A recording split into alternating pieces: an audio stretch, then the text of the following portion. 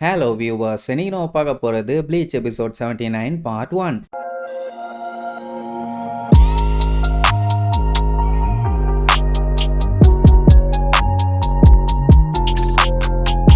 Open பண்ணா ஒரிஹிமேவும் ஜன்னலை open பண்றா.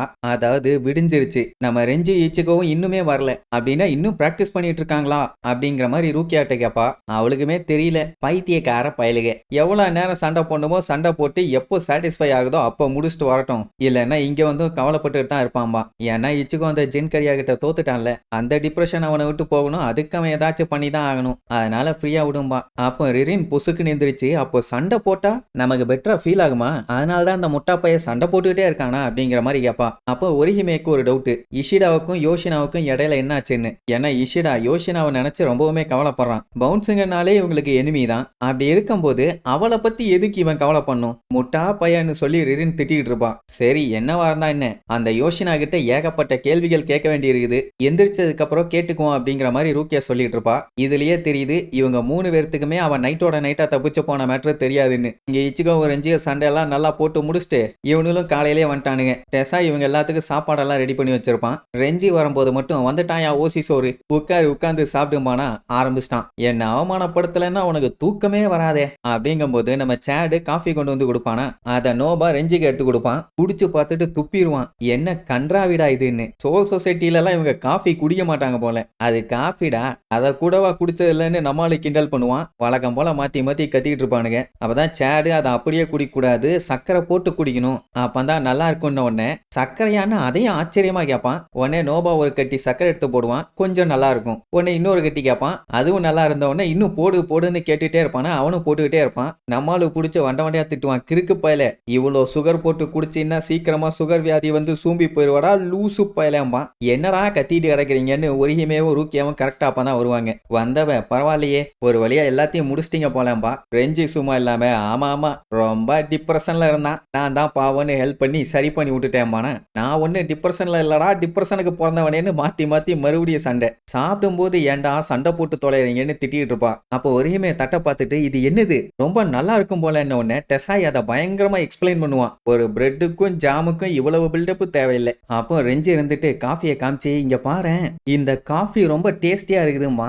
நீ இப்பதான் இதே குடிக்கிறியா, நான் இதை விட வெரைட்டியா நிறைய இன்னும் குடிச்சிருக்கேன், ரொம்ப டேஸ்டியா இருக்கும்பா. இப்படி எல்லாம் மாத்தி மாத்தி பேசிக்கிட்டு சாப்பிட்டுக்கிட்டு இருப்பாங்க. அதை பார்த்த குரோடோ பரவாயில்ல, ஒரு பெரிய சண்டைக்கு அப்புறம் ஃப்ரெண்ட்ஸுங்க எல்லாம் இப்படி ஒன்னா உட்காந்து சாப்பிட்றத பார்க்கும்போது நல்லா தான் இருக்குதும்பா. அந்த டைம் நோபா சோகமா இருப்பான். வேற ஒன்றும் இல்லை, யோஷினாவை காணும்ல அதான். உடனே குரோடோ வந்துட்டு அடா அப்படித்தான் ஏதாச்சும் பிரச்சனை நடக்கத்தான் செய்யும், நம்ம தான் பெரியவங்க, எப்போ எதை சொல்லணும் என்ன பண்ணணும்னு பார்த்து பக்குவமா பண்ணணும். இப்ப பாரு எல்லாம் ஜாலியா சந்தோஷமா இருக்காங்க, இப்ப போய் நான் சொன்னேன்னா தேவையில்லாம அவங்க சந்தோஷம் கெட்டு போகும், எதுக்கு இதெல்லாம், எல்லாம் சாப்பிட்டு முடிச்சு கொஞ்சம் காம் டவுன் ஆகட்டும், அதுக்கப்புறம் பொறுமையா சொல்லுவோம், எதுக்கு அவசரப்பட்டு சொல்லி அவங்கள கவலையாக்கணும் அப்படிங்கிற மாதிரி சொல்லிட்டு இருப்பான். அப்படியே கட் பண்ணா இன்னுமே அந்த பவுன்ஸுங்க யாருமே மேன்ஷனை விட்டு போல. அதுலயே அந்த ஜின்கரியா இருக்கான் பாருங்க, டூல்ஸ் எல்லாம் எடுத்துட்டு வந்து அந்த ஓடாத கடிகாரத்தை உட்காந்து ரிப்பேர் பண்ணிட்டு இருக்கான். அப்போ இச்சினோஸ் நீங்க சொன்ன மாதிரி நம்மளை தவிர மற்றவங்க எல்லாத்தையுமே அந்த இடத்துக்கு நான் போக சொல்லிட்டேன்பான். அவனும் சரி ஓகேன்னு கேஷுவலா இருப்பான், எதுவுமே பெருசா கண்டுக்கிற மாதிரி இல்ல. அவன் பாட்டுக்கு கிளாக்கை ரிப்பேர் பண்ணிட்டு இருந்தவன் அதை சரியும் பண்ணிட்டான். டைமை சரி பண்ணி ஓட வைக்க போறீங்களான்னு கேட்ட உடனே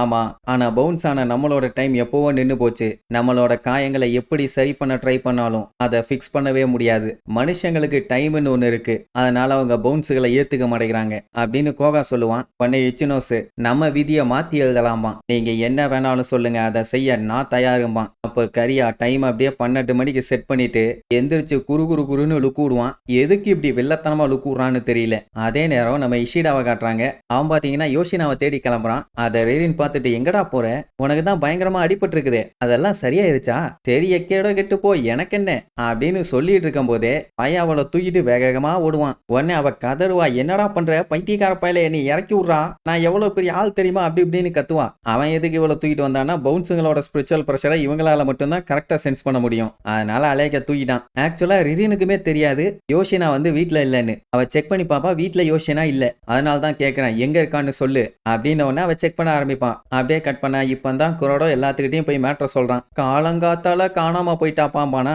யாரு காணாம போனா, எப்ப காணாம போனா, என்னன்னு காணாம போனான்னு ரெஞ்சி கேப் விடாம கேள்வி கேட்பான். அட ஏன்டா இரு சொல்றேன் அப்படிங்கும்போது ஒருகிமே என்ன நினைச்சுக்குவா, ரிரின் தான் வரல, அவ தூங்கிட்டு இருக்கா போல, பொறுமையா வருவா அப்படின்னு ஒண்ணு. அட அது இல்ல, மொத்தத்துல குரோடோவை சொல்ல விடாம மாத்தி மாத்தி பேசி அவனை பைத்தியமாக்கிட்டு இருக்காங்க. இங்க இந்த ஜின்கரியா உடஞ்சு போன மேன்ஷன்ல ஏதோ ராஜா மாதிரி கால் மேல கால் போட்டு உட்கார்ந்துகிட்டு இருக்கான். அப்போ கரெக்டா அந்த இடத்துக்கு யாரோ வருவாங்க. அப்படியே கேஷுவலா பார்த்துட்டு, வந்துட்டியா, எனக்கு தெரியும் நீ வருவேன்னு அப்படின்ட்டு யாரை காட்டுறாங்கன்னு பார்த்தா யோஷினாவை. அவங்கிட்ட இருந்து தான் கஷ்டப்பட்டு காப்பாத்தி கூப்பிட்டு வந்தாங்க. பைத்தியக்காரி மறுபடியும் அவங்கிட்டயே போயிட்டான். அவன் நீ எதுக்காக இந்த மாதிரிலாம் பண்ணிட்டு இருக்க, என்ன பண்ண போறேன்னு கேட்டா யாருக்கு தெரியும் அப்படின்ட்டு எதையுமே சொல்ல மாட்டான். சரி நீ என்னவோ பண்ணிக்க, நான் உன்னை எதுவும் பண்ண விட மாட்டேன், இதோட உனக்கு முடிவு கட்ட போறேன்பா. இங்க நம்ம பையன் பாத்தீங்கன்னா எப்படியாச்சும் யோஷினாவை கண்டுபிடிக்கணும்னு ரிரினை போட்டு படாத பாடுபடுத்துவான். அடே ஓவரா போட்டு நீ குளுக்காத, தலை கிருகிருன்னு வருதும்பா. கண்டுக்கவே மாட்டான். லெப்ட் ரைட்டு லெப்ட்னு திருப்பிக்கிட்டே இருப்பான். பாவம் கன்ஃபியூஸ் ஆகி கதறிக்கிட்டு இருப்பான். ஜின்கரியா பாத்தீங்கன்னா டைம் இல்ல, சிச்சுவேஷன்லாம் மாறி போச்சு அப்படி இப்படிம்பானா.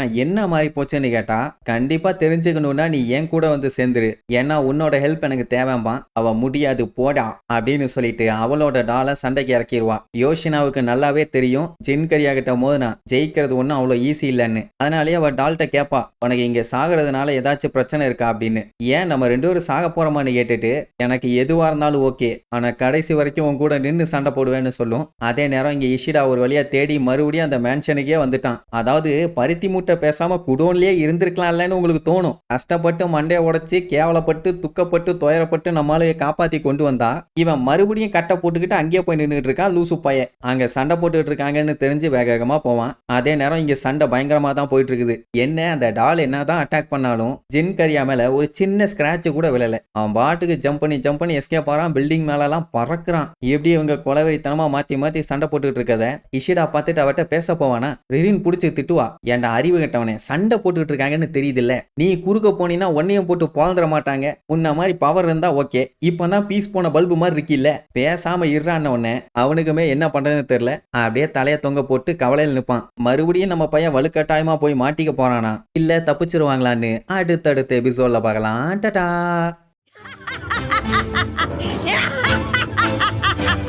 Yeah!